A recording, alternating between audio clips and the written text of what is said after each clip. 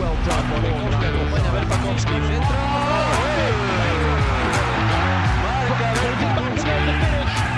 And Riga lead.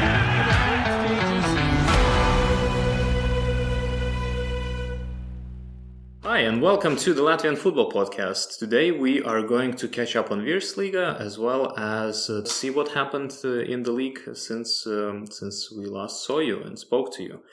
And so we are now halfway through the competition and we are now recording immediately after round 18. Round 18, halfway through. It's been a nice break with the Baltic Cup, but it's good to have football back on the tracks again after the Riga derby. Yeah, so Riga derby just finished. It's, as a reminder, last game of every lap. So second lap is done and Riga derby is done as well. Do you want to start with the Riga derby or shall we catch up on the table? Well, the table's looking, it's flipped around a little bit.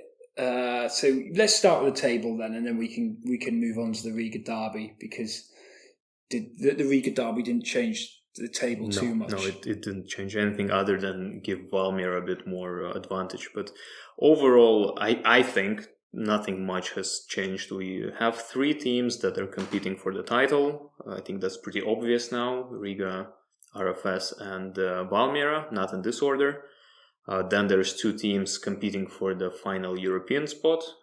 Surprisingly, it's Auda and Daugavpils. And Daugavpils, of course, is the surprising one, but, good on them.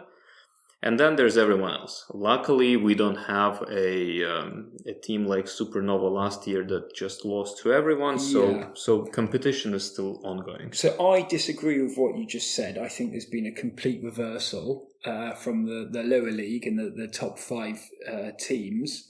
If you look at the form in the past 10 games, Daugavpils have scored 2 goals and conceded 17. They were a wall at the start of the season. They didn't concede anything. Tukums are now in trouble. 1 point from the past 10 games, 3 goals scored, 15 conceded. So they're not really they're firing blanks up front, and they're a very attacking team. Jelgava slowly got a bit unlucky against Grobino on the weekend, conceding 2 90-minute goals on a 2-2 draw when it ended up losing 4-2. And then Liepaja, 5th best team in the league in the past 4 games, scored 6, conceded 6. So I think Liepaja are going to come out of this, and there's going to be a sudden change in clash of who's at the bottom. Well, yeah, but if we're looking at the tendencies, so Auda, which is in number 5, is 7 points ahead of Tukums, which is in number 6. Okay, 7 points is not that much, but I mean, Liepaja is sitting at 15 points after 18 games. They're not going to get relegated. No one seriously thought they would be, but are they even contending for a European spot at this point? I think that Liepaja have more, they've got more clout in terms of what they can do in the transfer window, and they can make quicker changes. I think you've got teams starting to struggle a lot more, particularly Tukums, Grobina. They're going to be hit and miss. They're lacking squad depth at the moment. Jelgava, I mean, I can't see much change occurring there unless they make some changes.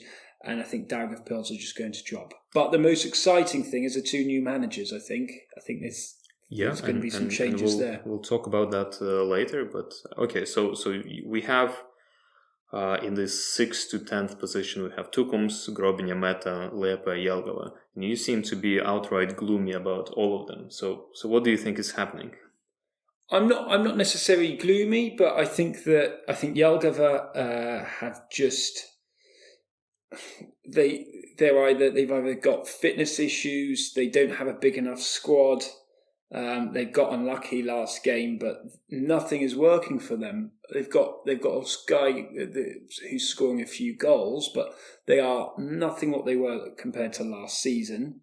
And Tukums, I just think they're just out of ideas at the moment more than anything.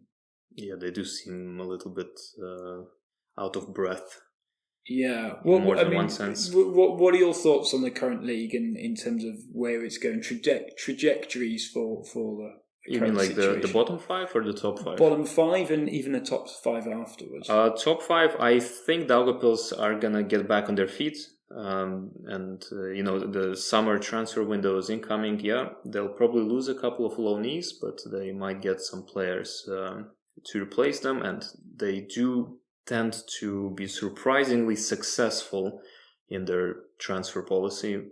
Occasional years, such as last one, notwithstanding, but they have the Didiu, is fantastic this year. Traore is on loan from Auda, also great. I think that they're gonna be okay. Will they compete for a European spot? No, I think Auda will overtake them. I'm very excited for Auda's new manager. I think the team has been a little bit stifled or artificially constrained under Almeida, and I think there's going to be an outburst of energy and enthusiasm now. Plus, their main striker, Ramirez, finally on form, scoring like nobody's business, and is now at least as we're recording, joint top scorer with Riga at 12 goals. Yeah, hat-trick and 2 goals. Well, he said 2 braces, 7 goals in 3 games. He's well on form, Ramirez. But Riga FC seem to be not hitting the goals they need to be, although they scored 4 against Meta and 2 against RFS. But you never know there. Auda hold a lot of power at the moment in the league, I think. They've got the new manager and they've got a couple of loanees out, and they could damage Daugavpils in the transfer window depending on what the agreements are. I mean, keep in mind that a fair number of Auda players are on loan from Riga, whether formally or informally, including Ramirez. So Ramirez gets recalled, Auda are left basically with no cannon up front, and so things can still happen. That being said, I think Auda are going to be fine. I thought they're going to be fine. I think they're gonna sit in the 4th place at the end of the day, and but the top 3 are very interesting. I think it's pretty well, to me at least. It seems pretty clear that RFS are on point to win the league, to retain the title and win the league again. They are now 5 points ahead of Riga, but Riga and Valmiera are head to head, and not to forget, Valmiera are still on this 3-point deduction, which might get appealed against.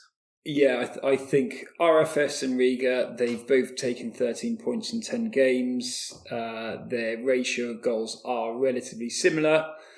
RFS had a good start, and the next few games are going to be an interesting one, the next few rounds. But RFS, I can't see Riga catching them up. No. I think Valmiera could potentially challenge them. I think Valmiera are going for silver, for sure. Yeah, I mean, if you're talking about what's going on in Valmiera, Paulson Clement, fully recovered. He came from Montpellier, formerly of Marseille as well. He is well on form. Ndoye Berka, 4 goals against Tukums, with Berka 4 assists. You never know what could happen with Valmiera. They're going to lose a few players, but I think we'll probably go on to the Valmiera drama later, but they seem to be coming out of the end of a bit of disruption. One would hope, but mind you, Valmiera's disruption was never on-field related. Most of the drama with the club is with the club, not with the players as such. But they're doing something right, Valmiera. They've only conceded 2 goals. They've scored 21. They've dominated Tukums completely, and they're the only ones beating the top 2. So yeah, and they finally have a consistent goalkeeper to thank for much of that. Yeah. The goalkeepers had a really positive impact, and it was a correct thing to do. I think there's definitely less errors going on. Yeah, in that back line. In terms of RFS and Riga, the second big Riga derby took place at the newly opened LNK Sporta Parks. Well, the main stand looks fantastic. We were there. I enjoyed the game thoroughly. I thought RFS again dominated, and that Riga again were lucky to go away with the draw. I think RFS were better in the first half. They missed a penalty. They should have won it. Based on the first half, but they switched off and they conceded. And RFS, if you know how to defend set pieces with RFS, then you've got a chance of beating them. I think they not according to Valakari. He said they know how to defend set pieces against RFS, and still a little bit of need to pray even with that. Yeah, I don't feel some of the teams in this league are doing enough to train for set pieces, and RFS are getting away with aspects of their game that teams should be stopping them, particularly set pieces. But the Riga derby was a brilliant experience. I like the new stand it's brilliant. I really enjoyed it. Great views of the game. It's in an interesting area. You've got I love the island next to it as well, where LNK Parks is, the TV tower and that area. But I'd recommend going to watch RFS play, because that's a whole new league experience now. Yeah, the stadium is brilliant. There's LED billboards which give this nice modern atmosphere, and it's just nice. It's like if you take up pictures from like 5 years ago of that area and look now, it's stunning. And then keeping in mind that this was all developed using private funds, which for Latvia is pretty unique given that all stadiums are owned by municipalities. Yeah. And because of that, they have that annoying running track. Not the case here. Private investments, private funding. It's just, I love it. It's there's nice. a bit of a party going on there as well, and the Riverside Lions were in good voice for the derby as well. The game itself, if you were neutral, first half was disappointing. Second half, lots happened, and Riga game made some changes at second half, and same against Meta. They were 0-0 against Meta, and then against RFS 2-0 down. Made some clinical substitutions. Niang, absolutely immense. Yeah. So RFS couldn't defend the right back couldn't defend Niang. Why he didn't start the game? In hindsight, you've got an older, slower right back who was just. Niang famously is very injury prone, so maybe that. Zeljkovic, who did start and was completely swallowed up by Savlenieks, is sort of a bit of a more midfieldery winger than Niang, so maybe the idea was to keep possession and try to build up, but RFS dominated midfield in the first half. There were zero options. Riga struggled to handle their pressing. They just... At one point we were sitting, remember I said, like, look at this gap between Riga front line and defensive line. Yeah. It's like you could fit another game of football in between them. Yeah, they weren't the most organised in the first half, and it was a disappointing start. They didn't go into they didn't start well. They didn't come out of the blocks well in that first half, but it turned out to be a 2-2 in the end, and looking forward to the final derby. Well, Two more. Two more, rather, yeah. Another one in Skonto and another one at LNK.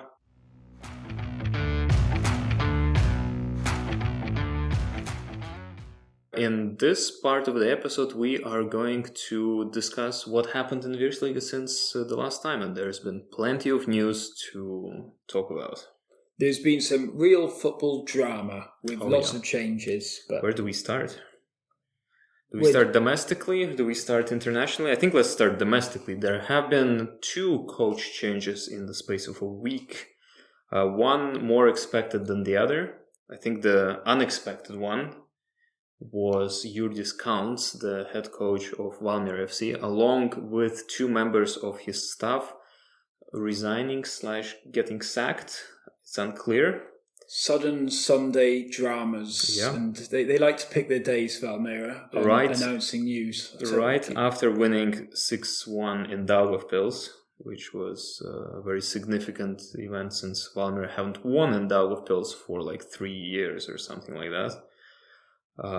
And then this comes in, that they're gone. No warning, took many people by surprise. Seems that there was an internal disagreement within the club connected to the missed payments to players. Various people dropping us messages and so on. Yeah. Lots of drama, which wasn't needed on a Sunday. Thanks for keeping us in the leaks circular. That's good. And yeah, it seems that this has been brewing for about a month inside the organization, but very few people knew anything about it. And there was essentially a conflict between Jurgis Kalns and his coaching staff on the one hand, and then the president of the club and his people on the other hand. And when that came to a head, president sided with his people, and so Jurgis Kalns and his part of the coaching staff decided that, they couldn't work like that anymore. Yeah, and there was a big divide basically, and I think what's happened in terms of the changes has been needed and required. You can't have a club that's operating with multiple opinions, and there has to be ultimately a president and a leader that takes things forward. As much as how annoying it's all been and how maybe badly it's been handled, hopefully they can turn a new page now and just get on with things. And the team demonstrated it on the pitch against Tukums, and it was a bit disappointing with everything that happened. Yeah. The new coach is the former assistant coach, Kalnic. He is an uber local to Valmiera. So whereas Jurgis Kalns was originally from Liepaja, Kalnic, he is Valmiera born and bred. He grew up behind Valmiera's natural pitch stadium, the Jāņa Daliņa stadiums. In Carrot Village.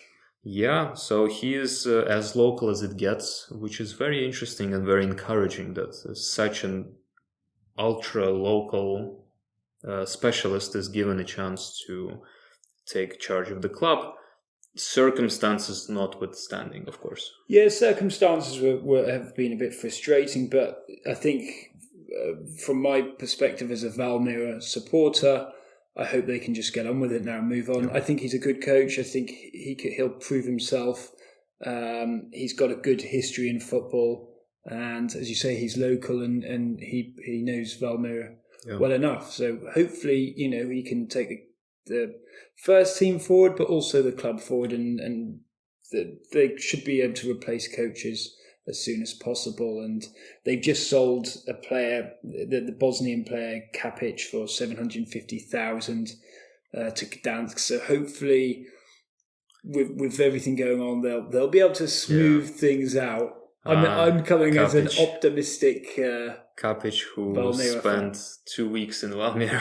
Supported them in Europe and then moved on. But yeah, they'll generate some money for that, and hopefully that will be ready for the transfer window, and we can go from there. Yeah, and Kalns, he went to Cambodia.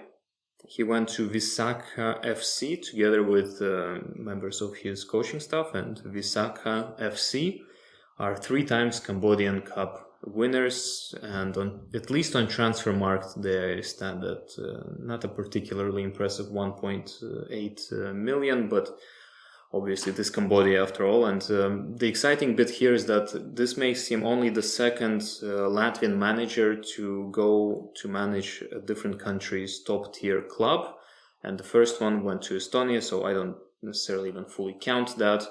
So he, Valmiera, I think, ended maybe not as he expected, but he now has a chance to apply himself, his talent, his excellent English, somewhere completely different, and hopefully carry, the torch for Latvian managers in the future. Yeah, I would like to have seen him being a bit more ambitious. I've visited Cambodia, I've seen the standard of football, but you never know. Hopefully he can win the league and take the Cambodian team into the Asian equivalent of the Euro Club Cups, and make an impact and then move on. But he'll be missed in the league, but it's good to see that managers moving to international waters. Yeah, and this is how he went up. He was an assistant manager to Tamas Pertija, and then he managed Valmiera successfully, and so now giving way to his assistant manager. Yeah, hopefully wishing him the best of luck. Absolutely. And, you go get him. It's going to be a bit hotter than Latvia, but yeah. It's okay. And another managerial change occurred in Auda. This one much less of a surprise, indeed rather predictably and sometime already called for, given very disappointing results that Auda was delivering. Felipe Almeida didn't last a full season in his coaching debut. Yeah. And is now gone, apparently with leaving quite a bit of mutual resentment and disappointment in his wake. I think that he's a coach and not a manager, Almeida. He started to lose his voice halfway through the season. He was getting a bit exhausted, possibly couldn't cope with the continuous schedule of games. But yeah, they needed to change. He wasn't. The team are better than how they've been performing, and you can see that. Hopefully there'll be some positive changes. They've got some exciting players out Auda, and the new manager's an interesting one. Who is he? So Zoran Zeljkovic, he has won the Slovenian Cup. He managed Koper, won the Slovenian Cup in 2022. And the Slovenian League's quite competitive. You've had Maribor in the Champions League playing against Chelsea, within the last possibly decade.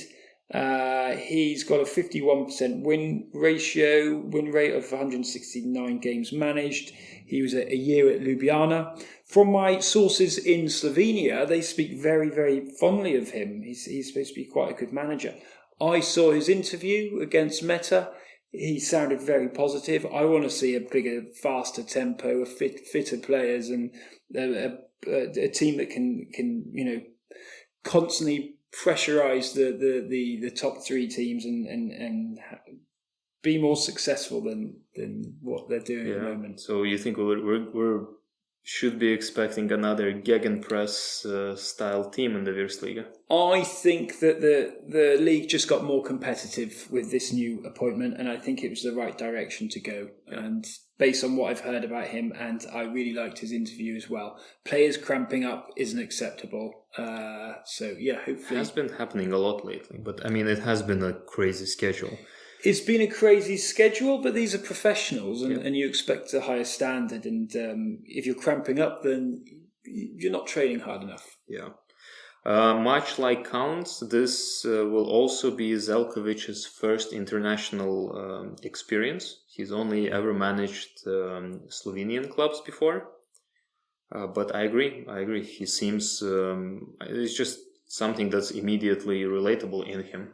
He seems to have a bit more authority than Almeida, and I saw him against Meta, and I've watched his interview, and I think he's what that club needs. And hopefully now, I didn't have confidence of Auda under Almeida, whereas for some reason I think I've got a good feeling about this manager. Same. I'm very excited. And you asked your sources. I asked our friends at the Slovenian Football Podcast, who also said he should never have been fired from Olimpia Ljubljana, and that he's fantastic tactically. So great. Very exciting. Hopefully it's a bit of a coup for the league, and Auda might be able to challenge the top three teams. Maybe not Valmiera, but not given. I think not given their point count, but they should be able to challenge for that last European spot, which is fantastic. He also complimented the pitch at the Skonto. Yeah, interestingly, not many foreign managers do that. Usually we hear the opposite thing, including lately from our new national team manager, that infrastructure is terrible and league is good, but it could be so much better. He came and said, pitch looks great. So I like him just for that right away. We'll see what his comments on the 3G pitches as well. Yeah, well, I mean, Slovenia is not... a land of perfect infrastructure either. So they've got some good stadiums though. They've got some Maribor Stadium, Ljubljana is quite big. Koper has got. I was looking on their Wikipedia. We have Skonto and LNK with amazing modern pitches, but they have anyway. So let's see how he gets on. That's exciting. There's a few other things that happened that I do want to cover. One is, should we even talk about rumors? Or is that too painful a subject for you? When does a transfer window open? In a week, I think. In a week, so I think we have to. And So Valmiera losing a captain apparently. Kalns is not the only one who left Valmiera. And Valmiera's, mind you, tax debt that we spoke of last episode hadn't gone away anywhere. In fact, it's gone up, which is interesting in a negative way. But there are rumors that they're gonna do a bit of a yard sale of players again. So what we are pretty sure of is that the captain, Daniels Balodis, national team central defender, is going to RFS. Has that been confirmed or that's just gossip? That's been pretty much 95% confirmed. Okay. So he's going to go to RFS, which leaves interesting questions for Marcis Osh. I'm not sure where he'll fit in the team. Well, they might look to, and this is kind of already unconfirmed rumor territory, but RFS might want to sell Liepaja. Okay. In that case, and if that happens, then that's where he comes in. If not, then he will compete with Osh and Stuglis for the third in the hierarchy. Yeah. We'll see on that outcome. Another rumor is that Nix Sleda will also go to RFS but stay on loan with Valmiera. Sleda, of course, was in the RFS system before, and Valmiera bought him for like 100,000 euros or something in that range. That would be a big loss because he's got a lot of potential. Yeah, but then again, didn't manage to break through the RFS competition. It's difficult. It's difficult. RFS aren't as they don't introduce as many youth players, I don't think, as Valmiera. And then Doi and Gay are rumored to go to Liepaja to join/rejoin Tamas Pertia. Well, we will see on the outcomes. I think nothing is certain. With Valmiera, something changes every day. They've now got a bit of, hopefully, capital from their transfer. So I remain optimistic. They do have quite a large squad. They've got some good quality fringe players as well. So I think there's players that can always be replaced in the Valmiera squad. Yeah. Obviously, losing the two Senegalese attacking players would be a bit of a loss, but there's players that can step up. Yeah, hopefully, because losing two key central defenders and one key, one semi-key attackers, that could damage you. But for now, it's gossip, and for now, it's gossip. I don't know if you're a Valmiera player, why would you want to end up at Liepaja? Money. Valmiera doesn't pay your salary for 5 months. Valmiera is a beautiful place to live. And Liepaja is rich. You've got a magnificent river. It's a great town. Overflowing with money. So that's the reason. Yeah. How about that? We'll see. I'm sure there'll be a bit of activity in the transfer window that we'll be talking about. And that's what makes this league so exciting, is that it could be flipped upside down at any point. Yeah. Well, not upside down, but mid-side based up or on down, player transitions and it changes. Seems that RFS and Riga are pretty comfortable in the dominant. But speaking of RFS, as we don't do that often enough, they're looking for an incoming transfer as well. Okay. Which is a former Auda goalkeeper, Fabrice Ondoa. Yeah, this is a good signing. I think he's a great goalkeeper. He was very good at Auda. I mean, he's came from the Barcelona B team, so I think that's a good bit of business. He stood in goal for Cameroon national team at one point and almost got called up to the World Cup, I think. He's got a lot of caps. Yeah, he's played a lot for Cameroon. So the opinions are a little bit divergent on this. Some say that he's a very good goalkeeper and he definitely is an excellent shot stopper. Back when playing for Auda, he saved more than a few penalties, including from RFS. Pretty much, I think, broke the spirit of Peter Mares at one point. Others say that he's a flashy goalkeeper. That is, he's small physically. Let's start with that. and that he's rather poor at long shots, at set pieces, and what he does is just make very beautiful jumps, and he has this very cool sort of a predator hairstyle going on. So people are not united on whether, how good he is. As an RFS fan, how do you feel about this? I am signing? deeply dissatisfied with the current goalkeeper lineup. Okay. Steinbors, I think, is basically ready to retire. Yeah, and he is almost 40. You can see that he's getting a bit older now. Nerogals, I never rated highly. So you've always felt RFS had needed a player, a better goalkeeper. Steinbors did fantastic when he joined for the Conference League group stage season. Since then, so after that year, I thought RFS's goalkeeper line just kept aging. And Nerogals is also very old. Now, the goalkeepers that RFS owns, which is Franks Orals for Daugavpils, Jānis Beks, who is with RFS but playing for the reserves, Sergejs Vilkovs for Tukums.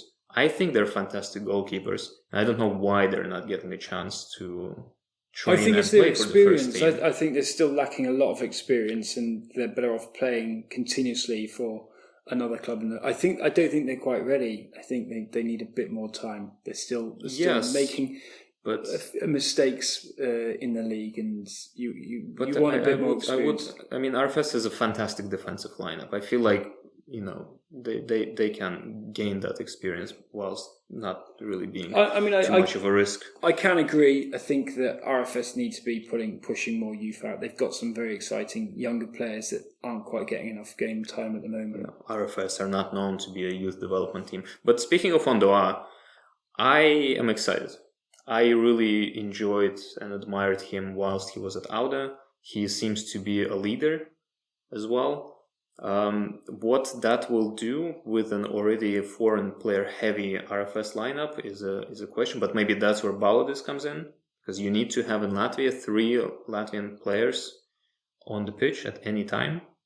Yeah, which is essential, I think. I think it's a really important rule. And from field players, RFS kind of have 2, which is Savalnieks, the right back, and then Ikaunieks or maybe Tigurs in number 10 position. I see it. He's an international player. He's got league experience in the past. He's played for some big teams, and it can only be good for the league. Yeah, no. When we lost him, it felt like a loss. So I liked watching him at Auda. He did some good stuff, and he might be a bit of a showman, but he's capable. I mean, that's good. Showmanship attracts spectators, and he's a good decade younger than Steinbors and Nerogals. We'll see if we get some good Instagram reels at some point from his saves. Yeah, let's see. So that's transfer rumors that are worth noting. Obviously, there's going to be loan player swaps. That's inevitable. And something else that happened today, as on the day of recording, was the Champions League and the Conference League draw for the first qualification rounds. There are 4 teams from Latvia, RFS for the Champions League, Riga, Auda, and Liepaja. If you missed that, go listen to our previous episodes why that is happening. And so they were drawn. The Champions League draw was first. Champions League was first, which I think is a very good draw for RFS. I think it's not the best draw, but I think it's a good draw in the group that they were. Why don't you think it's a good draw? Don't you feel RFS are a lot better than Northern Irish? Not even in the Irish League, a Northern Irish League team. Larne FC, yeah. Larne FC, yeah. Northern Irish and Irish teams have been troublesome for Latvian squads, other than when Riga FC just walked over Derry City, who play in the Irish League. There have been close calls. I think Larne's home record in European competitions is very impressive. They've won 3, drawn 2, and had 2 defeats, but they have beaten the Danish team AGF Aarhus and also Paços de Ferreira from Portugal as well. So a big Portuguese team. So I think RFS have to be really careful when they go to Northern Ireland. But RFS are ranked in the Euro Club Index 462, and this team are 523. So no, RFS are a favourite for this, for sure, but as you said, they shouldn't get complacent. They definitely shouldn't get complacent. There's a few ex-Scottish Premier League players. There's a Arsenal player who had a lot of potential but never quite made it. So they'll be a threat, but there's no, if RFS, are at the fittest and they're motivated, they should win. Yeah. And I'm excited to get some of these, football in your blood culture fans in Riga. So if you're a fan of Larne FC and you want to come to Riga to watch your team hopefully not win RFS, then if you're unsure about anything, hit us up. We'll gladly help you out. It's a fantastic away day for you. LNK is a great new stadium. You can drink beer in the stands. It's a great trip. There's plenty of flights from Northern Ireland. Frank here is almost Irish, so wow. You'll feel right at home. From a Celtic country. You'll feel right at home. Point is. But yeah, good. Yeah, well, drop some comments in our social media feeds, Larne fans. We're looking forward to hearing your chances. Yeah, in the Conference League, so Riga is not drawn today because they enter in qualification round 2. And both Auda and Liepaja got teams from Faroe Islands, which I don't even know. Are we trying to start a beef with Faroe Islands? Because we keep getting their teams, and their national team is in the same Nations League group with Latvia as well. So what's up with that? The coincidences, but they've played, if we talk about Liepaja, Vinkorgur have played a few Latvian teams in the past. They actually beat Daugava. Which one? The one with the D on the logo. Oh, the Riga one. Okay. The Riga one, yeah. But Ventspils thrashed them quite easily in 2016. And Auda's opposition, Torshavn, beat 26. Liepaja Metallurgs beat them 8-1 in 2004. I mean, Metallurgs is especially 2004? 2004, 2005. All right. Yeah. I mean, that's when Metallurgs were... Okay, well... I mean, the Faroe Islands, population of 54,000, if Latvian teams can't beat two teams from Faroe Islands, then the league needs to dramatically improve and sort itself out, in my opinion. You put it that way, but those 54,000, they all play football. They all play football, but yeah. We're in a bit of a civil war with respect to what the favorite national sport is. But yeah, so Auda drew Torshavn B26, and Liepaja drew Vikingur. First fixture for both RFS and Auda is home. Liepaja starts away, and then the return leg is home. Riga will have to see until after we record who they might draw.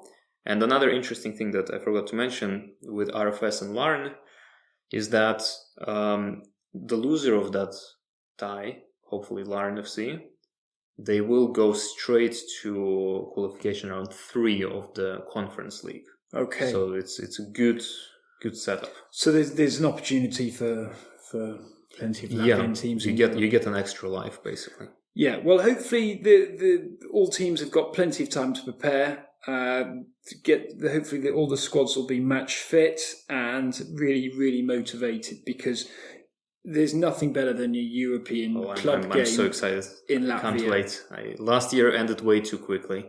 I can't wait for European football to be back. Last season was really disappointing. Yeah. The season prior to that was amazing. So hopefully, we can bring back those great European nights to Riga and hopefully Liepaja as well. Yeah. The goal remains the same, top 33. And according to our friend David Parks, who you can listen to on the previous episode, we need to get at least 2.5 coefficient points for that, ideally 3, which means really progression as far as possible. Yeah, based on the competitiveness of the current league, Virsliga, we expect the Latvian teams to get through to the next round. of qualification. Don't know about Liepaja. Okay, Liepaja need to start pulling up their socks and getting it, kicking into gear. Do make one or two good transfers in this window, and get on top of it. They're slowly getting there, but yeah. Yeah, but again, and we're talking so much about Liepaja this season of the podcast. I really try not to, but they're an exciting team. They've got a good stadium. But that's not the point. So last 2 years, they've been rebuilding their squad pre-season, mid-season, and post-season. Yeah. And it leads nowhere. And now, if you look at kind of the rumors that are flying around with respect to Liepaja's transfer policy, when the window opens so soon, it's going to happen again. And Tamas keeps throwing his squads under the bus, and it's going to happen again. And they've lucked out with this completely random lottery tickets to participate in Europe because Valmiera messed up. They've got very lucky. It's not so because unjust. Liepaja did something, and it seems they're going to be rebuilding again. Yeah. Where does that? I mean, at one point, what was that Einstein saying? That definition of crazy is if you keep doing the same thing and expect different results. That really starts looking like the personification of Liepaja. Well, they don't seem to. The only changes they make is with players and transfers, and the club seem to just be on the same train track. Yeah. So I'm gonna hope for RFS going through at best to the third qualification round of the Champions League. So I think they'll go through Larne. I think they'll go through whoever's next, but not further than that, which will pretty much put them into the league stage of the Conference League anyway. I think Auda are gonna go through to second qualification round, but probably stop there. I think Liepaja are not going further than this one. I have faith in Tamas, and I hope he's got a big point to prove. He needs to prove himself as a manager. So this is his moment to step up a level and sort the club out. He had so many of these moments. And Riga, we'll see who they draw, but I hope they'll get at least as far as the playoff round of the Conference League. And I think that altogether should hopefully put us... Yeah, I mean, it's a good indicator of the state of the league, and if teams don't progress, then it means that the league is going backwards, not forwards. So hopefully the players and the managers can step up and push for a place in Europe, because the whole country want it, the league needs it, and the clubs need to improve, and this is an important indicator of how competitive this country is in football. I couldn't agree more. How are you enjoying the summer?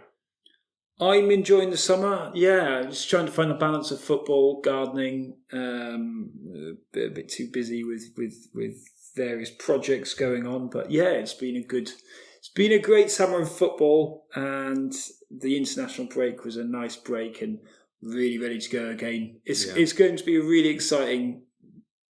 What's next in the Virsliga, I think. How about yourself?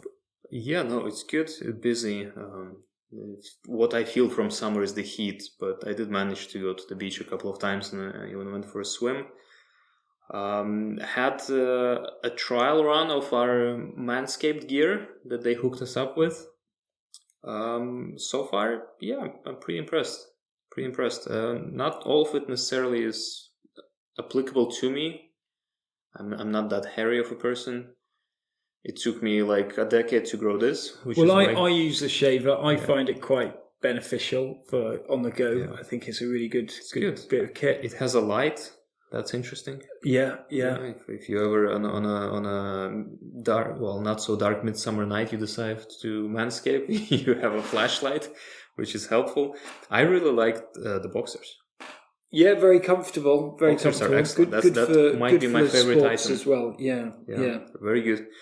So, and I mean, the products are really nice as well, and even approved by my wife, who is very clinical about things being clean and not having added dodgy things. Okay, I've stopped wet shaves, and I'm just using the shaver all the time now. I think it's great. Yeah, I think I would recommend some of their stuff for sure. Obviously, see what you're up to and what you use or don't use, and see how much you're willing to pay for that.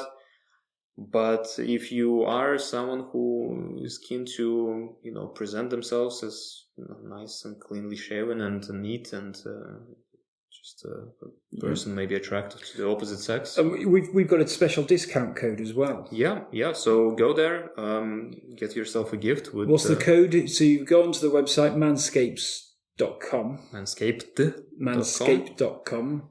And put whatever you want in the basket. Use the code LFP20. LFP20. Lima Foxtrot Papa. There we go. Something like that. Or Latvian Football Podcast. LFP20 for 20% off your order plus free shipping. And given that we're quite far from America, free shipping is not to be taken for granted. It's a great bit of kit. Yeah. So LFP20, go hook yourself up. Enjoy. And don't send us pictures. Don't send us pictures. No, we're good. But any predictions now for June, July, August? Are RFS going to steamroll into first place with a lot of points? I don't know. I genuinely don't know. I am very excited for European games, and I think Virsliga might, if not take a little bit of a backseat for me for a little bit of time while I catch my breath after this crazy spring period. But I'm comfortable with where RFS is. I don't see Riga doing anything to close the gap. And I think it's going to be interesting to see what happens with Valmiera, Daugavpils and Auda at this point. I'm looking forward to seeing how players will develop under the new Auda guy. I think Talamore has started to...